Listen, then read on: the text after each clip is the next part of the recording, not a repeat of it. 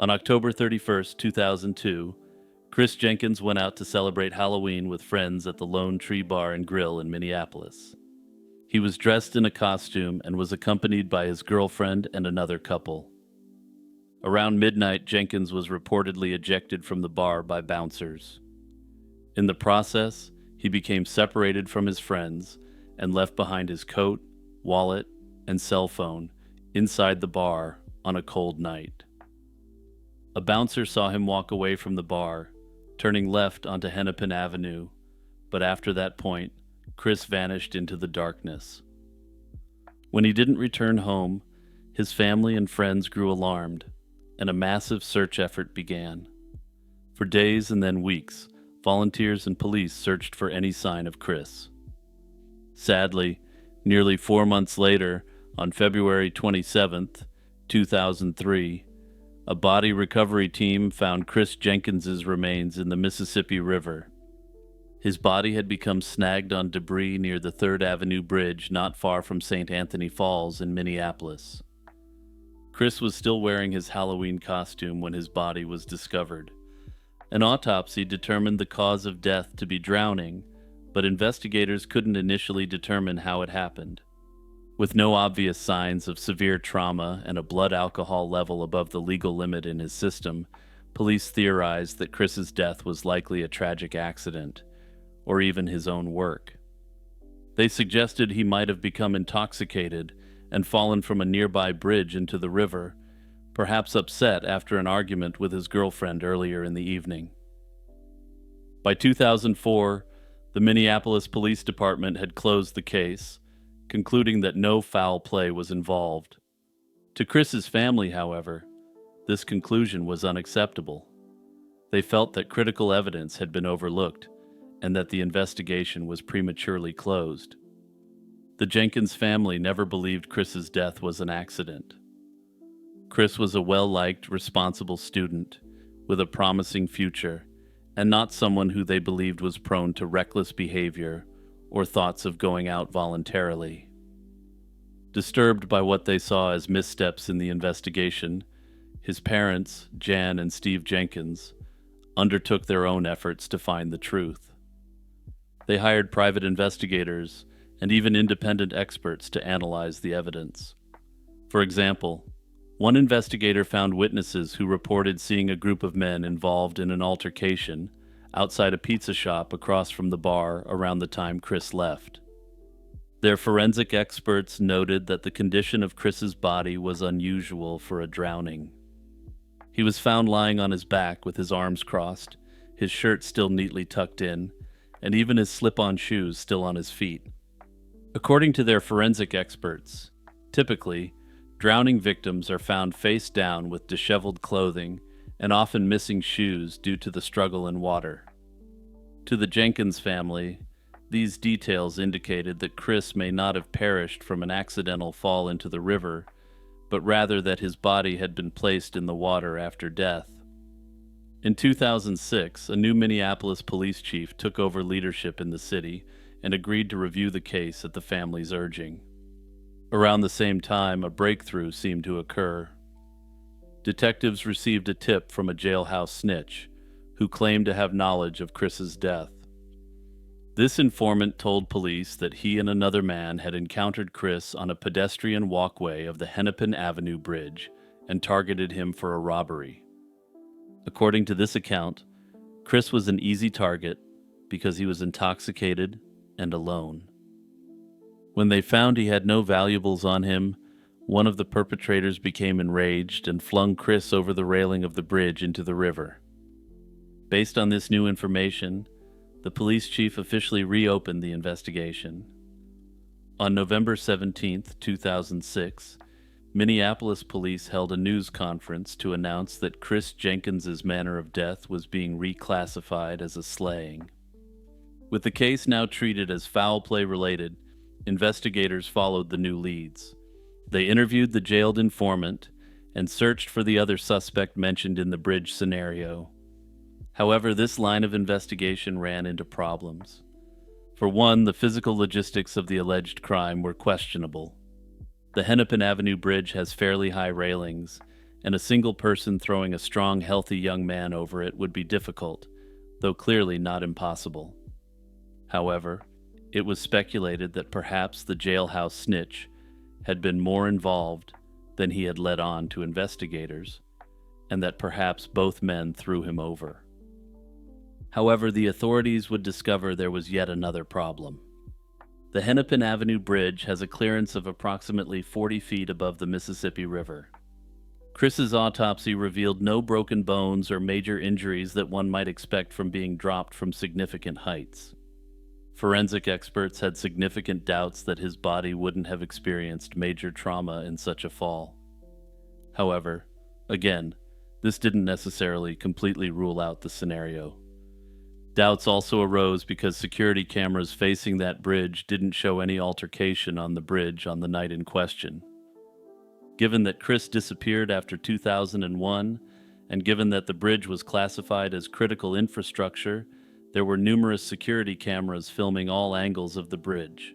Some investigators began to suspect that if Chris had been slain, it might have happened elsewhere, and his body was dumped in the river later, rather than directly thrown off that bridge. By 2007, police had a suspect's name and presented it to prosecutors. The Hennepin County Attorney's Office concluded there wasn't enough evidence to charge this suspect, or anyone else, in relation to Chris's case. To this day, the case remains open and unsolved, with investigators still hoping to find the evidence needed to ultimately hold someone accountable.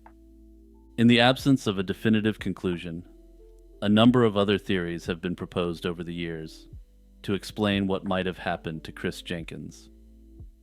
And before I discuss it further, there are still people who remain unconvinced that this whole thing wasn't just an unfortunate drowning accident that took a young man too soon. Chris's family has advanced the theory that he was the victim of a more elaborate act of foul play that didn't involve an immediate fall from a bridge. They point to various pieces of evidence suggesting Chris was attacked near the bar shortly after he was kicked out, potentially knocked unconscious, and then transported to another location. The private investigator the family hired learned of a possible gang initiation happening outside a pizza restaurant across the street from the bar around the same time. The family theorizes that Chris could have been abducted in a van, held against his will, and possibly harmed for some time before his body was disposed of in the river. This would explain why his body appeared as if it had been placed gently in the water. That said, it doesn't explain why his body showed no signs of significant trauma. Jan Jenkins, Chris's mother, has speculated substantially about what happened to her son over the years, going beyond the abduction theory. For instance, she speculated that an off-duty police officer at the bar might have had a personal motive to orchestrate Chris's removal from the premises, to get access to his girlfriend. While this theory doesn't propose the officer was involved in the actual slaying, the theory is the involvement of a cop may have made the authorities quick to rule it an accidental death in 2023. She's also hinted at the disturbing possibility of a ritualistic or cult-related sacrifice, though this aspect remains highly speculative, to put it mildly. This appears to be largely based upon the fact that he disappeared on Halloween, and appears to be tied to the theory that he was abducted prior to being slain. Looking at the evidence from a strictly objective basis, the scenarios proposed by the family are very much speculative. That said, his family has speculated day in and day out as to what happened to him since Halloween 2022, and I'm sure they've run through absolutely every scenario imaginable. Another theory that was and is popular online is that he may be a victim of the so-called smiley face perpetrator. Without going down that rabbit hole, this is a highly speculative theory about a predator or group targeting young college-aged men. The theory is considered highly speculative, and Chris is one of the cases often cited in support of the pattern of this alleged perpetrator. Unfortunately, I think it's going to be extremely difficult to actually resolve this case at this time. The authorities didn't treat this case as a slaying initially, and simply investigated it as an accidental drowning. In the nearly 4 years it took for them to reclassify the case, untold quantities of evidence went stale or expired. At present, we don't know who the suspect was or why the authorities refused to prosecute this individual, so it's unclear what evidence, if any, is needed to resolve this case. Launched in 1972, the MS München was a carrier ship owned by German shipping giant Hapag-Lloyd and designed to transport lighter barges across the ocean. And quick note for anyone unfamiliar, München is the German name for the city of Munich. On December 7, 1978, she departed Bremerhaven, Germany, en route to Savannah, Georgia, carrying 83 barges loaded with steel products and a crew of 28. By December 12th, the ship encountered a severe storm in the North Atlantic. Despite the harsh conditions, the ship was considered capable of withstanding such weather. However, in the early hours of December 12th, a distress signal was received, indicating the ship was in peril. The distress call prompted one of the largest search operations in maritime history.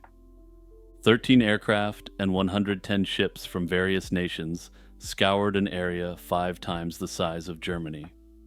The search was hampered by the severe weather and inaccurate positioning, delaying the rescue efforts. Over 10 days, searchers found only 3 barges, 4 unused lifeboats, 2 life jackets, and 2 life rings. Notably, one of the recovered lifeboats showed signs of significant damage. The pins securing it, located about 65 feet above the waterline, were bent backward, suggesting a massive force had torn it from its position. The official investigation concluded that an unusual event caused by severe weather led to the sinking. However, the exact nature of this event remained unclear. The damage to the lifeboat, positioned 65 feet above the waterline, led to speculation about the involvement of a rogue wave. At the time, rogue waves were considered rare and largely theoretical. The concept of such waves gained credibility after an 84-foot rogue wave was recorded in 1995, providing concrete evidence of their existence. This discovery led many to revisit the ship's disappearance, considering a rogue wave as a plausible cause. The theory suggests that the München could have encountered a rogue wave of up to 100 feet high. Such a wave could have overwhelmed the vessel, causing catastrophic damage and leading to its rapid sinking. The bent lifeboat pins support this hypothesis, indicating a forceful impact from above. Another theory suggests that the 83 barges on board the ship were to blame. If these barges broke loose in a storm and all shifted simultaneously, it's possible that this cargo shift could have caused the entire ship to capsize. A much more controversial theory suggests that the ship may have struck a NATO or Soviet submarine. Under this theory, the damage caused by the strike was covered up. At present, the rogue wave theory is considered to be by far the most likely. The ship's wreckage still remains below the sea, and if it were ever located, it's likely that the true cause of this mysterious maritime vanishing could be solved. Hey everyone, it's Jimmy here with a quick reminder to like, subscribe, and share this video with your friends and family. In late August 2011, the quiet community of Chilliwack, British Columbia was shaken by a grim discovery. Corey Sherby, a 38-year-old logger, was found dead in his own living room by his mother after a weekend where he didn't contact any of his friends or family. He was discovered kneeling in front of his couch, head face down into the cushions, with a dark pool of blood dried on the floor. And look, I'm just going to state my bias right out of the gate here. This was a Royal Canadian Mounted Police investigation, and the RCMP seems to botch every other investigation they handle. On Monday, August 22, 2011, Gladys Sherby used her spare key to enter Corey's home after he hadn't answered calls for days. She walked into a scene no parent should ever face. Corey was on his knees with his upper body draped over the couch, unresponsive and cold. Startled and in panic, Gladys screamed and pulled her son onto the floor, noticing his face was ghostly white and that part of his scalp and ears appeared to be missing or damaged. The RCMP arrived and examined the scene. According to one of the first responders, there were no obvious signs of trauma, no indications of a struggle, and no forced entry into the house. Further, the autopsy confirmed the existence of lethal levels of coke and alcohol in his system. With that finding, the RCMP concluded that Corey's death was accidental and quickly closed the case without treating the home as a crime scene. Ed and Gladys, however, immediately felt that this conclusion was wrong. They knew their son to be health conscious and insisted that he didn't struggle with substances. To them, the idea that Corey had suddenly binged on a lethal combination of coke and alcohol was inexplicable. Moreover, the bizarre condition in which the body was found did not sit right with the family, or even some experts they consulted. Corey's body position, kneeling and slumped forward, didn't look like a natural resting position for someone who simply overdosed and passed away. The Sherbys began to suspect that something awful had happened to Corey that weekend, something that was being overlooked. One eerie clue was a cardboard box found in Corey's front hall closet, scrawled with the unsettling message, "Better be a funeral," in black marker. This cryptic phrase, discovered as the family was cleaning out the house, sent chills down their spines. It felt like a warning or threat left behind by whoever might have been involved in Corey's death. And it wasn't the only strange detail. As the family carefully went through the house, they noticed bloody footprints on the stairs and what looked like blood smeared on a door frame and splattered in various spots. These red stains hadn't been documented or explained by the police. Notably, as they were cleaning up the house, they also found a piece of his scalp on the floor, which they considered inconsistent with the official narrative. Ed also recalled that Corey's wallet, recovered at the scene, had a bloody fingerprint on it, and that approximately $140 in cash was missing from it. To the family, these details were alarming signs that pointed to a struggle or foul play. They couldn't shake the image of a violent encounter taking place in Corey's home. Another puzzling element was a person who might have been one of the last to see Corey alive. On the Friday before his body was found, August 19th, 2011, Ed Sherby had dropped by Corey's house around 9 p.m. to deliver some delicious hamburgers for the weekend. To his surprise, he saw an unknown woman in the house with his son. This woman, wearing a leather jacket and slippers, was not Corey's girlfriend, and Ed had never seen her before. Ed later recounted that he even remarked, half-jokingly, that he didn't know Corey had company, after which Corey walked him out of the house. That mysterious woman has never been identified, and police did not pursue finding out who she was at the time. Within days of Corey's death, yet another disturbing event deepened the family's suspicions. One early morning, a high school friend of Corey's named Tammy Borden showed up at Ed and Gladys's door, banging frantically and waking them up. Tammy was visibly upset, and in a trembling confession, claimed she knew Corey had been ended over money and illicit substances. She said there were a number of people involved, but ominously refused to name anyone, saying she feared for her own life. Before the Sherbys could learn more, Tammy fled. Tragically, only a few months later, in February 2012, Tammy Borden herself died under mysterious circumstances. Her sudden death, coming so soon after her cryptic warning, struck the Sherby family as too coincidental to ignore. It was as if anyone who knew something about Corey's case was being silenced by design. All of these odd clues and events convinced Ed and Gladys that the police's overdose theory didn't account for the full picture. In their eyes, the evidence hinted at a staged scene or a cover-up, and they were determined to push for a deeper investigation. On July 30th, 2012, about a year after Corey's death, Corey's uncle, Marty Jordan, wrote a detailed 5-page letter to the RCMP on behalf of the family.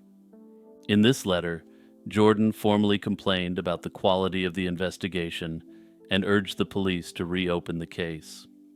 He listed the family's many concerns and the unanswered questions. The RCMP treated Marty Jordan's letter as a formal public complaint and conducted an internal review of the case. In June 2013, nearly 11 months after the complaint, the family received an 8-page response from the chief superintendent of the RCMP. This RCMP review essentially defended the initial investigation, concluding that the officers had done a thorough job. The response tried to explain away several of the suspicious details that the Sherbys had flagged. According to the response letter, the large pool of blood under Corey's body was not actually unusual. Rather, it was comprised of various bodily fluids that one would expect from a body that had been decomposing over a hot summer weekend. In other words, what the family interpreted as signs of violence might have simply been the unfortunate byproduct of a delayed discovery.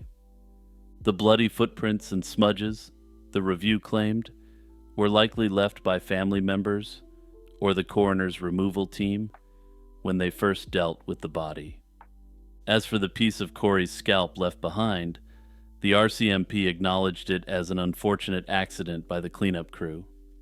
It was also admitted that it was equally unfortunate that police hadn't informed the Sherbys about this quote-unquote mishap. These admissions did little to satisfy the family, and the official stance remained that Corey's death was a tragic self-inflicted accident. The family ended up hiring an independent forensic expert from the United States. This American medical doctor examined the available records and photographs and concluded that Corey likely died as a result of a violent altercation, not an overdose.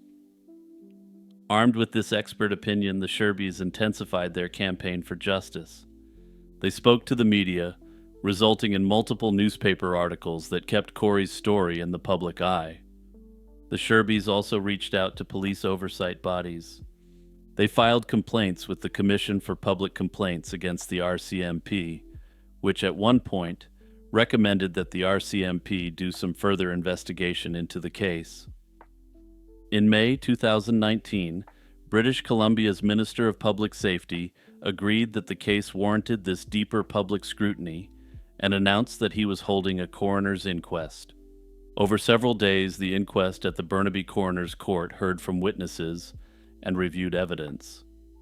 The jury was presented with the forensic reports, the photographs of the scene, and accounts from both the initial investigators and those the family had later brought in. After careful deliberation, the coroner's jury returned their verdict on November 5th, 2020. In the end, they concluded that Corey Sherby's death was accidental, caused by acute coke and alcohol toxicity, exactly what the original autopsy had found. The inquest did not find sufficient evidence to reclassify the death as a slaying. However, the inquest jury did acknowledge the problems with the case. They made a single, pointed recommendation to the RCMP, suggesting that policies and procedures needed to be revised to collect all evidence in any death investigations. And yes, you heard me correctly. You don't need to rewind that one. They had to tell the RCMP, hey guys, perhaps you should collect evidence, rather than simply doing nothing. In essence, the jury recognized that the investigation in 2011 had likely missed or lost evidence, and they wanted the police to learn from this failure. Importantly, without properly collected contemporaneous evidence, the coroner's inquest essentially had its hands tied as to the conclusion. And it really seems like a self-fulfilling verdict to me. Since the RCMP only gathered enough evidence initially to prove it was an accidental overdose, the result of the inquest was, unsurprisingly, that it was accidental. Personally, I think there's significant reasons to think that Corey's death was suspicious. Now, of course, that doesn't actually mean there was any foul play involved. But still, Investigators owed it to him and his family to properly investigate the scene. Unfortunately, some detective got it in their mind that this was accidental and simply stopped meaningfully investigating at that point.